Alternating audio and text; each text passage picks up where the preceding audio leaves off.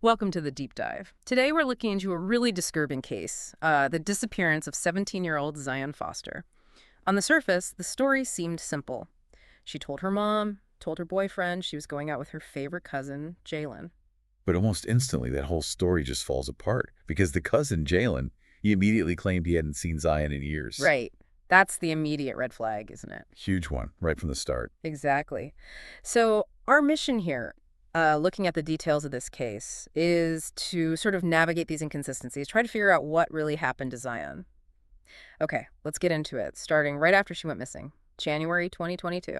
Yeah, January 5th, 2022. That's when Zion's mother, Sierra Milton, realized Zion hadn't come home from the night before. And Zion was, what, a 17-year-old senior working part-time? That's right, 12th grader, had a job at Detroit Wing Company, and, importantly, she had run away before. Twice when she was 16, apparently over rules, and then once more around the time her grandmother got sick. Sort of a push for independence, maybe? Okay, so there's a history. But this time felt different. It seems so. On the night of January 4th, after her shift ended around 11 p.m., Zion specifically asked her mom if she could go out with Jalen, her favorite cousin. And her mom said yes. Okay, permission granted. Then the next day, things escalate. Zion's boyfriend, Vertez Gonzalez, messages Sierra. He's worried, can't get hold of Zion. And he'd heard from her the night before. Yeah, the very last text he got was just OMW on my way, sent at 12:59 a.m. But obviously she never made it to him. And this is where Jalen comes back in, right, when Sierra calls him? Exactly, and his reaction is just jarring. He flat out denies seeing her, denies even talking to her recently, says he hasn't seen her in years. He even got angry about it? Yeah, he seemed frustrated, called her lying about him, sneaky as hell and not safe, which, makes you pause. Why would Zion say she was meeting him? It does make you wonder. But then there's the location data. That changes everything. It really does. Zion shared her location with Vertez, and guess what? It pinged her right across the street from Jalen's house at 11:24 p.m. on January 4th. And Vertez screenshotted it. Smart move. Crucial move, because that digital proof just blows Jalen's denial out of the water. So when confronted with this location proof, what did Jalen say then? Well, he tried to pivot, suggested maybe she was just using him as an excuse, maybe visiting a neighbor nearby or something. Did he offer any proof, like his Ring camera?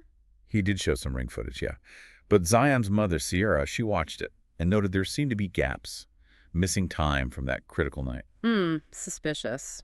And the police initially, given her history. They leaned towards the runaway theory at first, yeah, based on those prior incidents, which you can imagine was incredibly frustrating for the family. Absolutely. So they had to take matters into their own hands. They did. Sierra and the family, they started their own search immediately, putting up flyers, holding rallies, trying desperately to get media attention. They weren't just sitting back. Okay, let's look at Jalen a bit more. Who was he exactly? He was 23 at the time, had 2 kids, was in a long-term relationship with his partner, Katrina Smith, and there was a family connection. He was cousins with Zion's former stepfather. So, not a stranger. Right. And Sierra knew he was lying about not seeing Zion? She was certain. She said she'd seen them together at her own house not long before Zion vanished.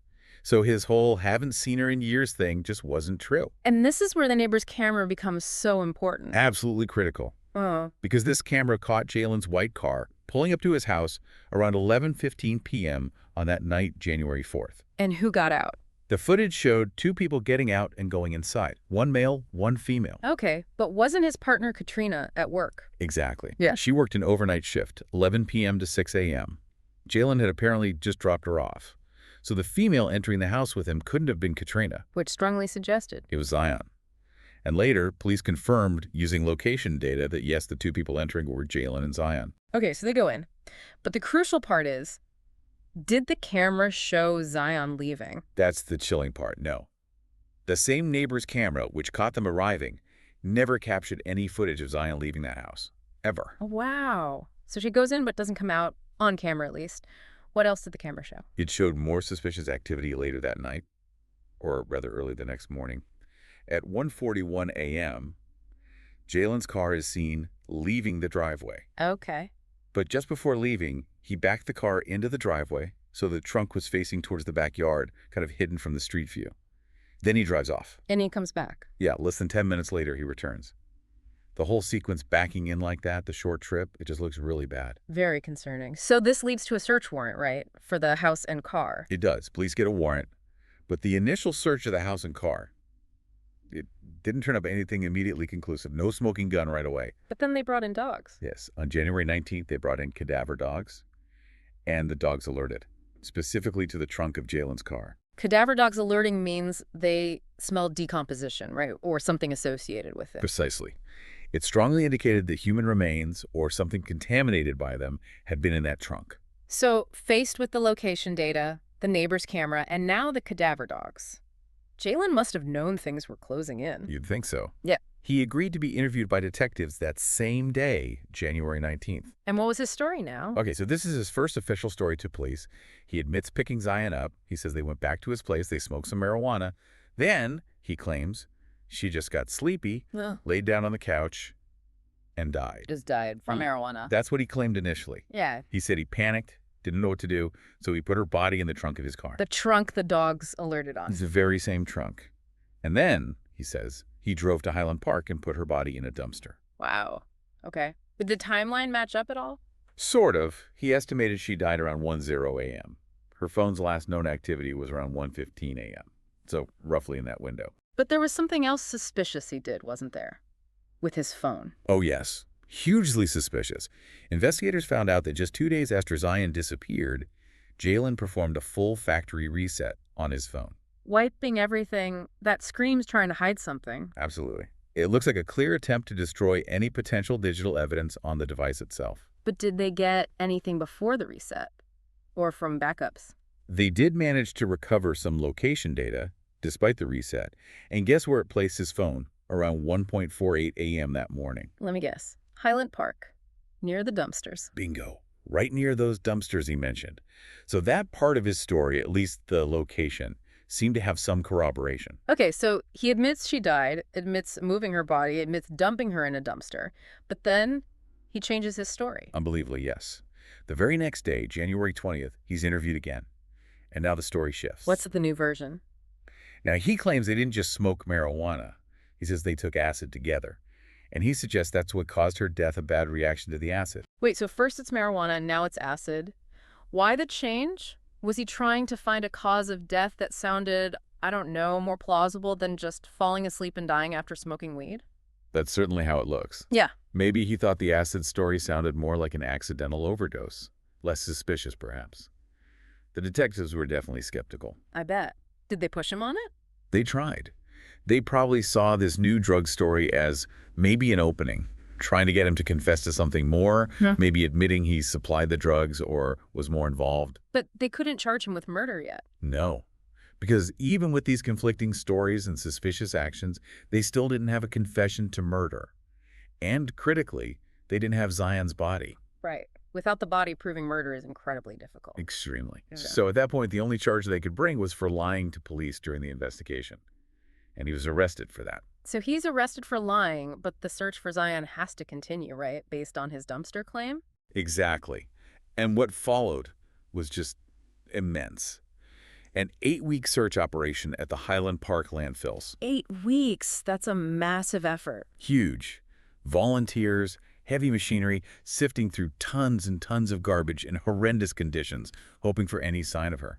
It's heartbreaking to even imagine. And while this huge, grim search is going on, what's Jalen doing? He's in custody. Yeah, and his calls are being monitored, and what they hear is, well, pretty disturbing. What did he say? He's talking to his partner, Katrina, and expressing relief that, quote, nothing major was being found in the landfill. Relief, while they're searching for his cousin's body. Yes. And he even starts referring to the search for Zion using a code name. He called it the search for Cox. At one point, he asked Katrina to tell someone to stop searching for Co. Using code words sounds like he knew exactly what they were looking for and was hoping they wouldn't find it. It definitely suggests consciousness of guilt, trying to obscure what was really happening. And on top of that, he somehow got a prohibited cell phone while he was locked up. Seriously. It's unclear how he got it, but he used it to send and receive thousands of messages with Katrina, clearly violating rules. So he lies to police, uses code words about the body search, gets an illegal phone, and what happens with the lying charge? He was sentenced, I think it was around 23 months. But he didn't serve nearly that long. He got into a boot camp program and was granted early release after just over 9 months. 9 months after all that. That must have been devastating for Zion's family. Incredibly difficult, I imagine. He's out, and Zion is still missing. But the police didn't give up, did they? No, the investigation continued quietly. And then finally, a major break. On June 13, 2023, a year and a half after Zion disappeared, Jalen was arrested again. And this time? This time for second-degree murder and tampering with evidence. What changed? What new evidence did they have? Was it the phone data? It was. Remember that factory reset he did? Investigators didn't give up. They managed to recover data, not from the phone itself maybe, but from his cloud storage backups. Ah, the cloud. People forget about the cloud. They do. Yeah. And his cloud storage held his search history.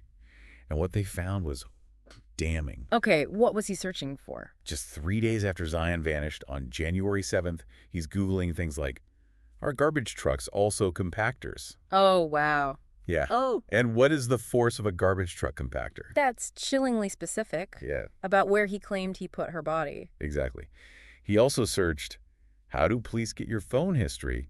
And how do you know if police are watching you? It paints a picture of someone trying to figure out how much trouble he's in and how to cover his tracks. Precisely.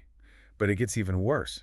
They didn't just find searches from after she disappeared. What else was there? They found searches from months before the incident.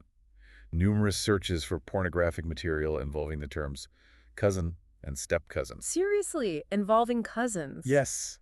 And reportedly, some of the search terms and content were violent and graphic in nature. Okay, that adds a whole new, deeply disturbing layer to this. It suggests premeditation, Oh. or at least a very dark obsession.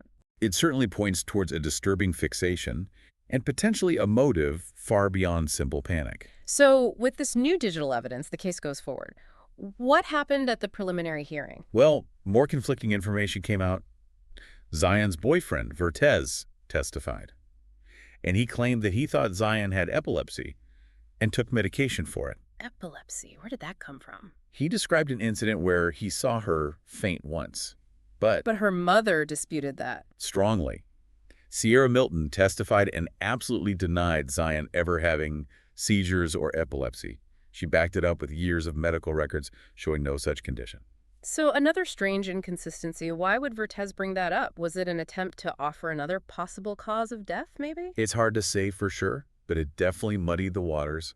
The prosecution, however, had their theory Which was? that Jalen had been grooming Zion, that those disturbing searches showed he harbored fantasies about her, and that on that night he acted on those impulses, which led to her murder. Did they offer a specific trigger or motive for that night? Yes.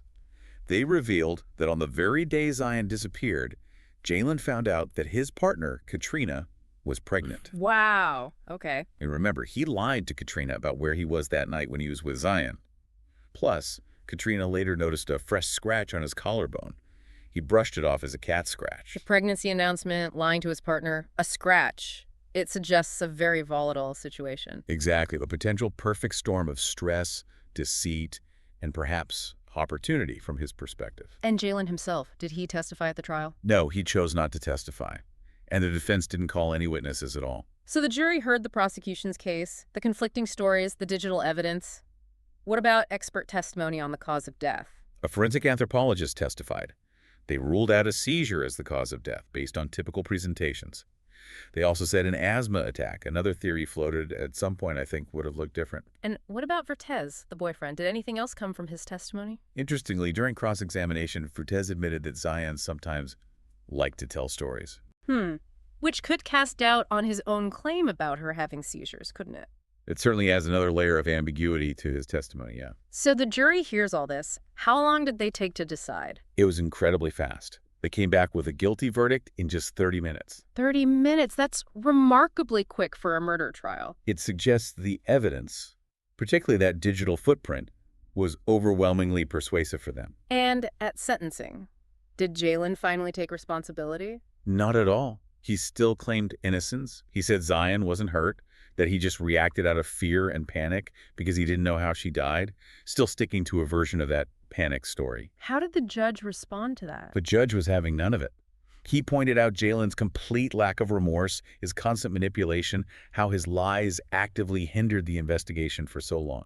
Did the judge think he could be rehabilitated? No. The judge explicitly stated that rehabilitation seemed unlikely given his behavior. And the sentence. 30 to 90 years for second-degree murder, plus another 5 to 10 years for tampering with evidence, to be served consecutively, meaning one after the other. So, a very significant sentence. How did Zion's mother react? Sierra Milton expressed immense relief. She said justice was finally served, and importantly that they had fought for Zion right to the end. It's some measure of justice, for sure. But the hardest part remains. Yes, despite that massive landfill search, despite everything, Zion's body has never been found. And Jalen. He remains in custody, awaiting placement in the general prison population to start serving that long sentence. Such a tragic outcome. The conviction provides some answers, but the biggest one, exactly what happened in those final moments, we still don't know for sure. We don't. And that lack of finality, coupled with the truly disturbing nature of those digital searches and his web of lies, it's deeply unsettling. Absolutely. It really makes you think, doesn't it? About the secrets people can keep, even people within the same family, people you think you know. It does.